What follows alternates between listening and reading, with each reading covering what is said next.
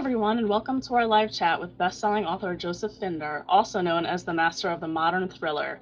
He is the New York Times best-selling author of 10 previous novels, including Vanished and Buried Secrets. His latest novel, Suspicion, is about a father who is forced to make a choice with unspeakable consequences. We're here today to talk live with Joseph about this sensational new book. We also want to remind everyone to check out BookTrib.com after the chat to win a copy of Suspicion. Before we begin our questions and answers, can you tell me a little bit about your latest release, Suspicion? Sure. It's about a single dad who's got a daughter who is a 16-year-old girl, and her best friend. Uh, they go to school together, and the best friend's father one day offers to help out our hero who doesn't have the money to pay for this private school. So that loan is what sort of sets off the novel. Cool. Um, we have so many questions lined up for you today, and there's more coming in by the minute. So let's get started with our first one. And the first one is Great. from, what was that? Oh, great. Okay. Um, I just said great. woohoo. Excellent. The first one is from Lamb Letters, and they ask, you've done some pretty unusual things to research your earlier books, and they want to know, how did you research this particular book? Yeah, I've done some weird things like I had myself locked into a coffin for my last book, Oh, into a wow. casket. But luckily, I didn't have to do that again for this one. Um, the research on this involved really talking to DEA agents and finding out from them how they really recruit informants, Mhm. how it really works. I'd seen Breaking Bad, I was familiar with how the DEA works, Of but course. I wanted to sort of get some of the inside details. Hmm. So there was that. And then, of course, I had to spend some time talking with my daughter and ask her about teenage girls and whether I had the details right or not. And I actually had her go through the manuscript Oh, that's with a great. with a red pencil and you know, no, Dad, they wouldn't talk this way. It was my time. So a little field research is involved. That's cool. Very nice. Right, exactly. Nice. Right. Um, Sharon asks, what is your all-time favorite book series? That is a tough one because uh, Sherlock Holmes is a series, but it's sort of not in the category of books that we think of as series. Hmm. Uh, I love the Travis McGee series, which is an older one written by John D. MacDonald. But I would say, in terms of my present day series, my favorites, there are two. Hmm. One is Michael Connelly's The Lincoln Lawyer, and the other is Lee Child's Jack Reacher. Ah. They're both terrific writers. They're both very different writers, and they write very different kind of books, Hmm. but they're both really good. Interesting. This question is from Jeremy about your readers. He says, who have you found predominantly reads your novels, men, women, or both? Uh, I believe more women read my books than men do. Hmm. This is sort of based on, we've done some questionnaires Yeah. of my readers. Um, you know, more women read novels, more women read books than men do. Yeah. More women read fiction, a lot more. And even books that are, you'd sort of think of as being kind of male oriented, like the Tom Clancy books or the Jack Reacher books, majority of those readers are women. So I think that I sort of follow in that trend. I also think that women tend to plug in with the sort of home aspects of my books, the sort of you know parental stuff, the struggles with about being a dad with a daughter and that Hmm. sort of thing.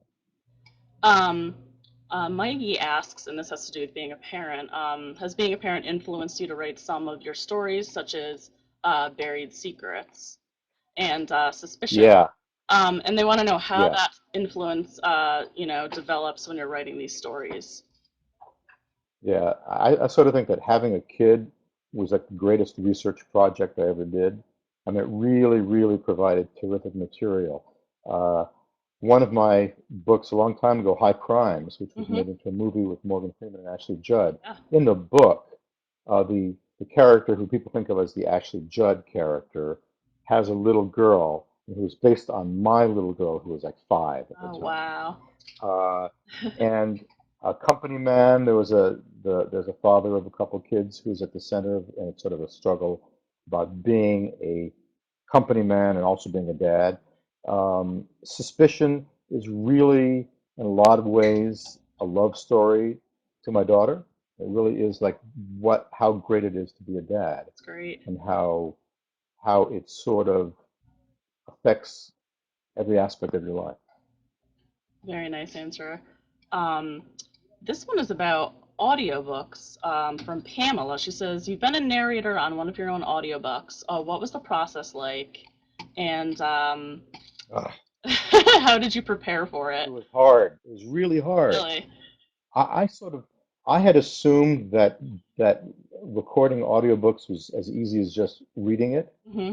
In fact, I'd forgotten there's all kinds of things like if you give a character a certain voice, the character has to have the same voice 400 pages later, Oh, wow. the same accent, right? That's exhausting. Uh, and and then you have to sort of animate the questions. You know, Hmm. you want a question to sound different from the narrative around that. Hmm. So you have to decide how exaggerated you want the questions to sound like.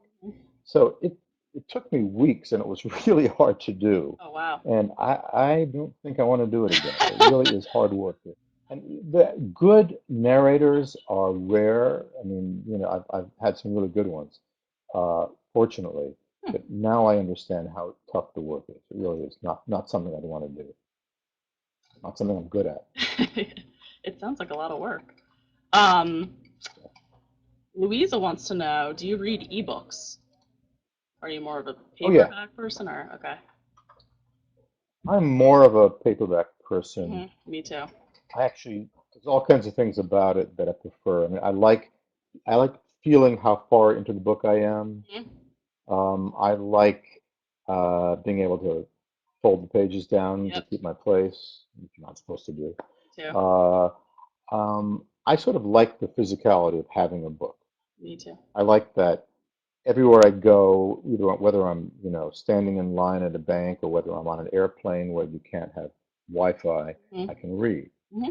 But I also have an iPad now. I had a Kindle. I have an iPad now, which I keep stocked up with books. When I travel, I bring the iPad. Hmm. It's so much more convenient than bringing, 10 books with me. Yeah. So I think ebooks are cool. I think Hmm. uh, my guess is that it's ultimately going to be maybe 25% of the readership Yeah. ebooks and the rest regular books because books, the paperback book is one of the all-time greatest technological advances. Hmm. And it really is pretty great, pretty convenient. Hmm. I still bring them when I travel, and people look at me like I'm crazy. I'm like shoving it into my bag. Yeah, I know. Yeah. I Right, prefer right, exactly. it. Pamela has another interesting question. She said, it's to my knowledge that you were recruited to the CIA, but you turned them down. Was real life spy work not as exciting as your novels portray them? Uh, so I was never I was never a spy. Okay. I was recruited, and I went and checked it out, and it ultimately being working for the CIA is it's a kind of a bureaucratic job. I mean, you're working in a very large organization. Right. You've got to be good at playing politics. You can't piss off your boss. And these are things that I know I would not be good at. I sort of figured out early on that this is not in my skill set to sort of be a good, as I call it, company man. Also, I think that fictional spying is more fun and more exciting in Yes. general than most real life spying, and certainly the kind of work that I'd be doing, which I remember they told me, they pointed to a cubicle and they said, we were sitting over there translating Soviet economic journals from Russian to English. And I'm thinking, this is not like the Bourne Identity, right? No. What am I missing here? More hard work, right? Right. um, Right. sorry, go ahead. Katie wants to know, do you read your own reviews and do they ever discourage you or the work you've created? Oh, interesting. Hmm. Uh, I do read reviews. I don't like reading bad reviews, to be honest. Hmm. Um, I've read some smart bad reviews in which they pointed out some really good things that I thought were wrong with the books. Because, but the thing is that I, as the author, I know more than anyone where the weak spots are in a book. Yeah. It's sort of like the way a carpenter knows where the mends are in a table. So I don't need to read a review to say, oh yeah, I should have done this. I should have written it a Yeah. different way. I don't need that. And the thing that I don't like about one of the reasons that you'll get a bad review sometimes, Yeah. I've learned, is that the reviewer doesn't actually like that kind of book. Yeah. And my feeling is, and I've done a lot of book reviews, my feeling is then you shouldn't have agreed to review the book. Hmm. Now, that said, all the reviews I've seen for Suspicion have been really good. So of course they're they're all reliable. They're all good. Yeah. That's excellent news. Um, Siobhan wants to know, do you learn from other authors' techniques and which author has inspired you to be a better writer? Oh, and also a great question. I really do. When I read a thriller, uh, I'm always on. I'm always analyzing, Hmm. and I sort of think it's like the way a plastic surgeon might feel at a cocktail party, meeting a woman and saying, "I can do something about that nose" or whatever. Um, so when I read a book, I'm hypercritical, a thriller, but I'm also really impressed at how good a lot of writers are, and how much there really is to learn. I learned a lot from Thomas Harris, the Silence of the Lambs and Red Dragon. I learn a lot from Lee Child. I learn a lot from Absolutely. Mike Connolly. Um, some of these writers who I read regularly, Hmm. one of the reasons I do is because it inspires me to be even better. Yeah. Awesome. Carly says, you've got a real page turner on your hands, Joe, and she wants to know, Thank you. when did the title of your book, when did you know it was going to be called Suspicion, and were there any other titles in the hat? Ah, there were other titles, but I've forgotten what they were. Um, I go through this process. Sometimes I have a title before I start writing. I just know what the title's going to be. I love that. More often, I have kind of a working title, and it's not a good title. But I say, all right, it's good enough for me to label my document folder and that kind of thing with Hmm. this crappy title. Um, Suspicion, I was writing a scene in the book in which Danny imagines a scene from a Hitchcock movie in which um, I forget who the character was, Cary Grant or someone, is carrying a glass of milk up a staircase, and there's a light bulb inside the glass of milk. Yeah. And I remember, and then I was writing that, and I said, "No, what's the name of that movie again? Oh yeah, it's called Suspicion. Can I use that?" I went on Amazon, and actually weren't that many books called Suspicion, and Hmm. it turns out you can't copyright a title. So at that point, when I wrote that scene, that was when I came up with the title. That's great. So interesting where they come from in the end. Um, Katie says the times are changing and authors are able to self-publish and promote via Twitter, Facebook, etc. Do you think this has hurt the traditional publishing world, or is there room to share? Also, that's a very smart question. Um, I think it hurt the traditional publishing world for a number of years. I think that publishers are learning to be a lot savvier about how to publish publish ebooks. Uh, I also think, and I, as a writer, I'm someone who has been really, I'm very much in touch with my fans, Hmm. and from the beginning. And what I've learned as a result of the internet and ebooks, in fact, is that authors are able to be way more in touch with their readers. and we Absolutely. can go directly to the reader. We don't need to go through a publisher or through an organization. When I was a kid, I remember I wrote a letter to an author, and the way you did it in those days was you'd write a letter and you'd say to Eleanor Cameron, care of Little Brown, Yeah. Boston, Mass, Hmm. and you send this letter off, and months later you might get a response from the author. Still me. Now, if you want to ask an author a question, click. You just go on the website and you Yeah. click. Odds are you'll get an answer very quickly. So I think that the internet has made the connection between writer and reader more intimate, which is not always good. I mean, it sort of demystifies the process a lot, Yeah. but it also makes the author more accessible, and it makes the reader more engaged in a lot of ways, more engaged with the reading process. Awesome answer. Haley has a question. She says, you're on the board of directors at International Thriller Writers. Can you talk a little bit about what ITW is and this year's Thriller Fest for all the newbies that may be going? Yeah, it is this really terrific organization, and I really wish it had existed when I was starting out. Hmm. Because what it does is it brings together just about all the thriller writers in the world, and it's an organization in which we communicate with each other and we support other writers in helping them to get published and giving it advice. So and the biggest thing that we do is run something called Thriller Fest, which is every July. It's in New York, and if you go to Thriller Fest and you're an aspiring writer, you can meet all these New York Times best-selling writers in the hallway, ask them questions. You can learn from them. You can go to their panel discussions. It's a really amazing educational opportunity. When I was starting out, no such thing existed. There was just Yeah. no way for me to figure out how I could get published. Hmm. How do you write a thriller? And all these things I had to teach myself.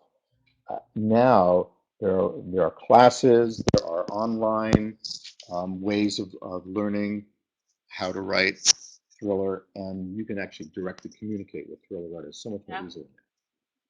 It's a great community that gets together. Yeah, it's really terrific. Yeah, it sounds awesome.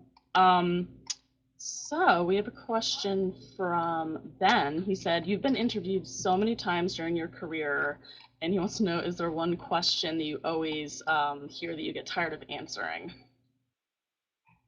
Okay, I'm going to offend like 10 people right now, but it's the question I get tired of answering is, where do you get your ideas?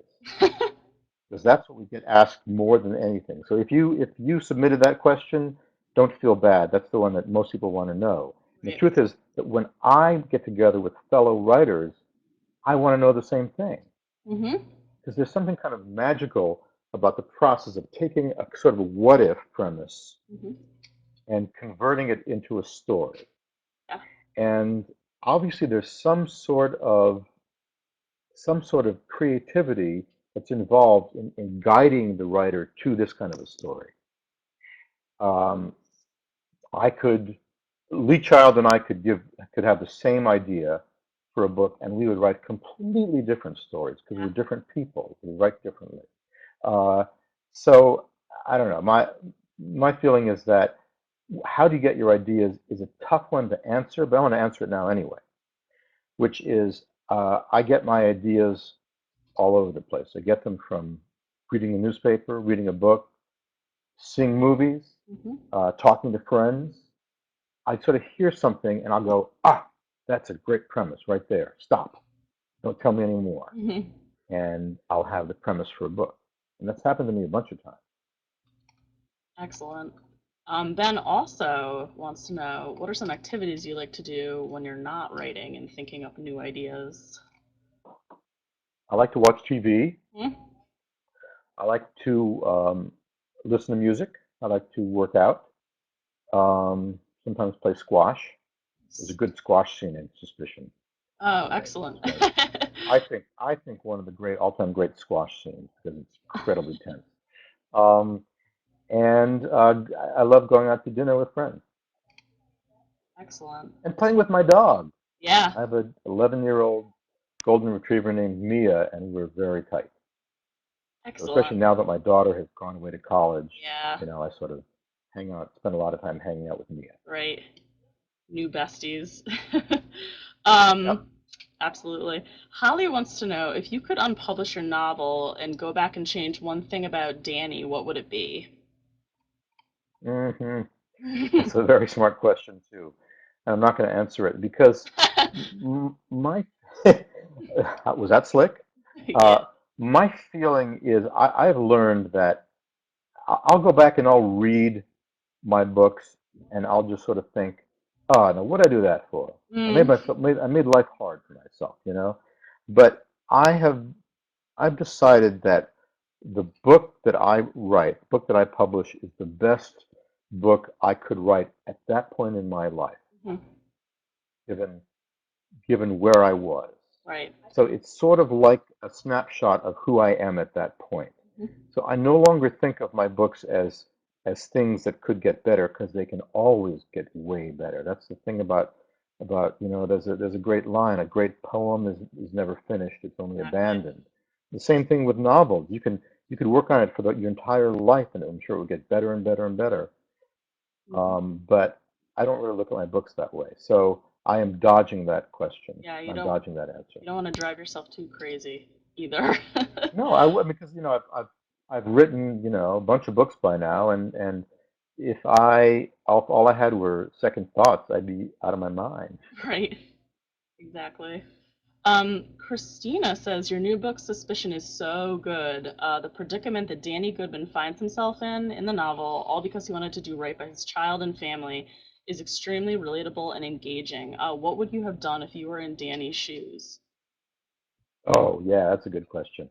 Um, so Danny's daughter is goes to this private school which she loves, and her mother died a few years ago, and this school is the thing that's really keeping her together.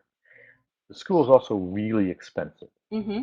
And so basically, Danny, as the book opens, Danny is financially in a really bad situation, Mm-hmm. and he doesn't know how he's going to basically pay for his daughter.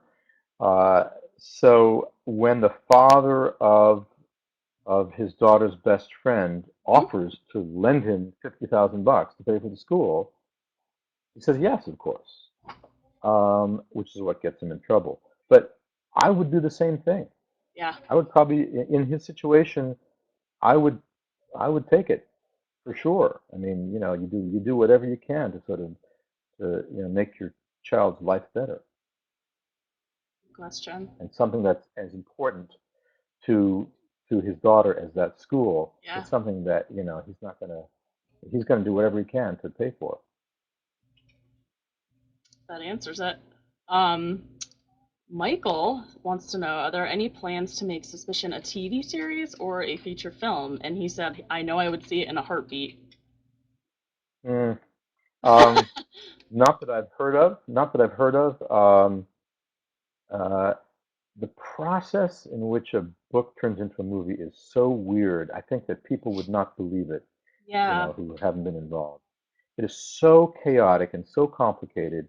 It's amazing to me that the movie Paranoia was made from my book. I mean, that was that was in the works for something like 7 or 8 years or Oh my longer. gosh. Uh, and the odds are, and it's something like 99% of books that are optioned for Hollywood will never get made into a movie. Wow. So there are no plans to make Suspicion. I think it would make a good movie, Hmm. but it sort of takes the right kind of producer, Yeah. and to sort of make the book work. Were you happy with the way that was it just odd seeing the movie? I can't even imagine that. It's weird thing. Yeah. Paranoia. It was not my story. Yeah. It was really they took the basic plot and they made it something else. It was strange. Huh. That's so interesting. I didn't know it would take that many years. Um, Yeah. we have a new question from Sue Leonhardt. She says, is it important for the author to reveal the idea of a killer early on in the novel? And if so, what are the benefits for the reader? No, no, it's not. There's a difference, and Sue obviously knows this. There's a difference between a mystery and a thriller. Yeah. And the mystery is all about finding out who the killer is. In a thriller, there isn't necessarily a killer. Right. A thriller is about something something huge and dramatic happening to someone that sort of turns their life upside down. Uh, so you can reveal the killer on the first page if you want to have that kind of tension, Right. where the hero doesn't know who the killer is, for example. You can have the hero trying to figure out who the bad guy is, and that's part of the mystery. Mm-hmm. So there's a bunch of different ways you can do it. But Right. no, it's you don't need to reveal the killer. In a lot of plots, you don't want to do that. Okay. I agree. I wouldn't want to know. Cynthia Blaine has a new question. She said, I just wanted to comment that my husband and I have read every single book written by the author. Right. Um, and we don't know how he Great, is going thank you. to top the last few books, but he always does. And she said, we are Yeah. fellow Mass residents and hope to be able to meet Joe one of these days. Is there a book signing in Mass that she should set up for this summer or fall by any chance? Thank you, Cynthia and Joe. Yes. Yeah, there's a couple that I do. I'm doing a book signing in Boston on May 27th, my launch. I'm doing one a couple weeks after that in Newburyport. Mhm. I'm doing a signing in Edgartown, and I think one or two other places. Yeah, it's all on my website, josephender.com. Oh, excellent. Um, Haley has a question. She wants to know, do you outline while you're writing your books? And do you have a clear picture of what's going to happen before you even write the first page? Also a good question, and not an easy one to answer Yeah. because there are different ways of writing a book. Um, I generally like to know where the story is going. I like to have a basic sense Yeah. of the outline of a book before I start, and usually before I write the first page, I know what the last page is like. Mm-hmm. But I have done it differently. I've done it without an outline at all, where every day you sort of just make it up and you fly blind. Mm-hmm. And um, I didn't like it. I wasted a lot of time writing scenes that didn't end up in the book. Uh, so, but I've also over outlined. Mm-hmm. This is a writer's problem. If you over outline, take all the fun out of the process of writing, the invention every day. Mm-hmm. So what I've learned to do is to sort of outline the basic beats of a story as if this were a screenplay, the basic moments, and then I don't know necessarily how that plot twist is going to happen, but I know there's going to be a scene involving Danny and the head of the school, and he's begging to let them keep the daughter in there, and everything else I make it up on the spot. So I do Cool. both. Yeah. Mishmash. That's fascinating. Um, BookTrib has a question. Nick Heller is going up against Jack Reacher in Face Off. What was it like writing with Lee Child? Oh, that's great. First of all, Lee is a good friend of mine, terrific guy, very generous, very smart, uh, and he writes really differently. And his process of writing, here's an example. He doesn't outline anything. He just starts writing, and every day he just writes. He has no idea. Well, he has some idea where it's going, but he doesn't put a word down for an outline. Mm-hmm. Whereas I outline everything. Yeah. So Lee and I had lunch, Mm-hmm. and I said, "All right, so what's our story going to be?" And he said, "No, I don't know. What do you want to do?" And I said, "Well, we sort of batted some ideas around." And Lee came up with an idea. Let's have Heller and Reacher in a bar in Boston. I Nice. said, all right, that sounds cool. And he said, so why don't you get back to me and write the first, couple hundred words. I said, well, wait a second. What happens at the bar in Boston? He said, well, I don't know, make it up. I said, all right. So I thought about this and I kind of did a roughed out an outline and I wrote part of it and I gave it to Lee. And he said, all right, that's good. And he wrote some more. And then I said, now what? And he said, you tell me.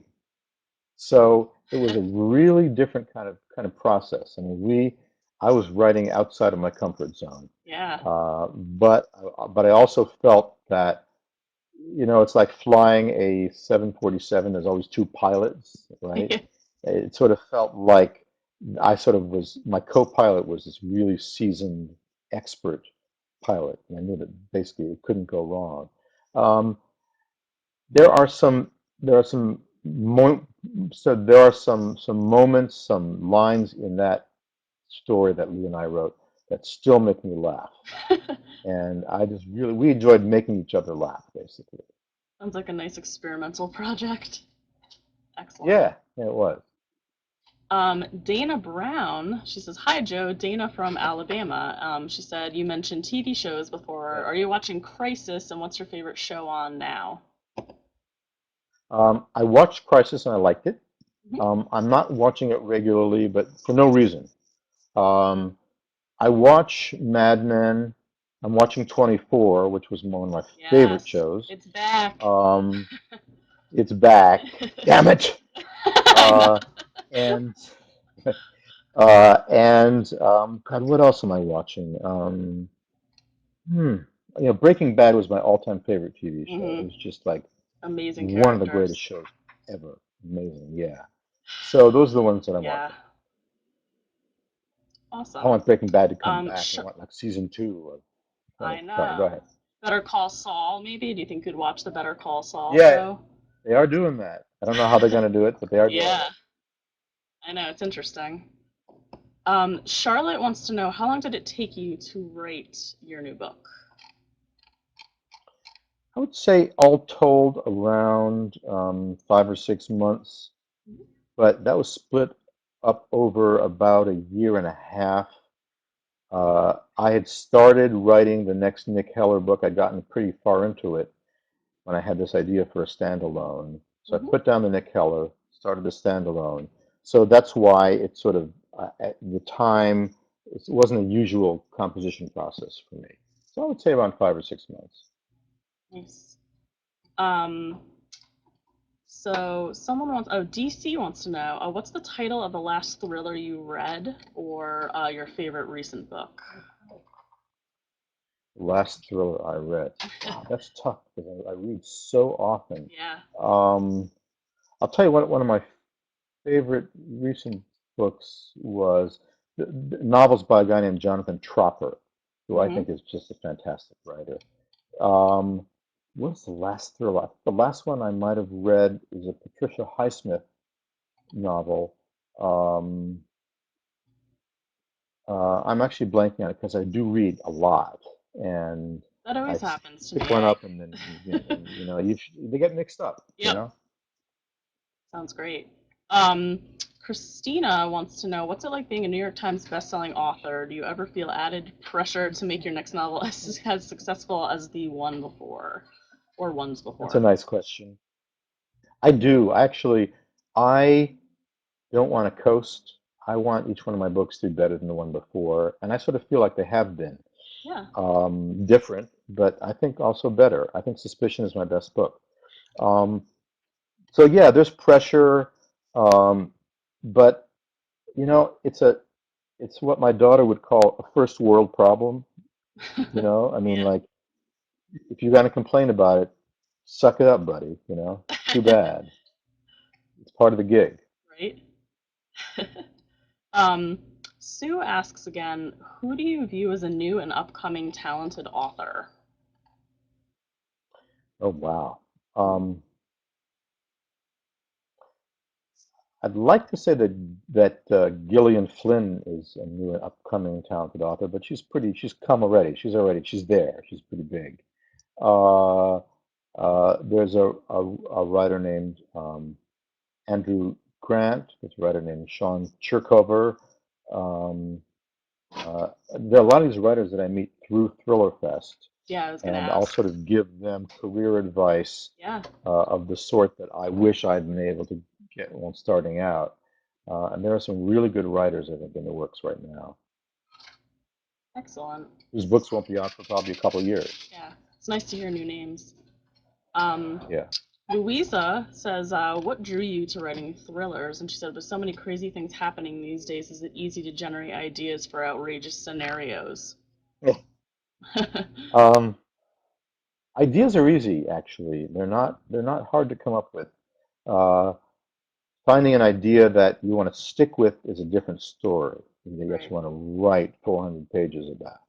Uh, what drew me to writing thrillers? I think The first thing I ever wrote was a thriller when I was, I think, 12 or 13. I wrote a thriller for my brothers and sisters at home. It wasn't very good. I've forgotten what it was. It was early juvenile work. But I don't know. The thing about a thriller is it enables you to go to extremes Hmm. in your life, and most of us live pretty boring, ordinary lives. But when you write a thriller, or when you read a thriller, you're transported to this very exciting world. So Absolutely. what drew me to writing thrillers was the desire to create an experience that I loved. What really made me consciously decide to write thrillers was reading in college, reading Robert Ludlum. I discovered Robert Ludlum. One of my friends turned me on to him. The Born Identity, The Mattery Circle. I just loved these books. Yeah. And I could not put them down.